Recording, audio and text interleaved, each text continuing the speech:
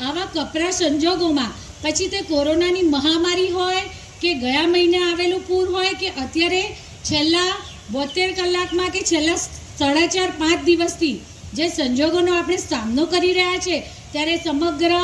શહેરના પોતપોતાના વિસ્તારનું પ્રતિનિધિત્વ કરતા મારા સૌ કાઉન્સિલર ભાઈઓ અને બહેનો કે જેઓ સતત લોકોની વચ્ચે રહી અને કાર્ય કરી રહ્યા છે, તો સાથે સાથે વડોદરા મહાનગરપાલિકાના અધિકારીગણ કમિશનરશ્રીના માર્ગદર્શન હેઠળ, માનનીય કમિશનર શ્રી દિલીપભાઈ રાણાજીના માર્ગદર્શન હેઠળ અને એમની સૂઝબૂઝ અને ખૂબ દૂરંદેશી સાથે કરેલા કામને કારણે આજે આપણે એક પહેલાં કદી ન બની હોય એવી આ પૂરની પરિસ્થિતિનો સામનો આપણે સૌ સાથે મળીને કરી રહ્યા છે। તો વિસ્તારમાં નાગરિકોની સાથે બધા જ મારા 76 ઓલ મારા કો કાઉન્સિલર એટલે કે મારા સૌ સાથી સભાસદશ્રીઓ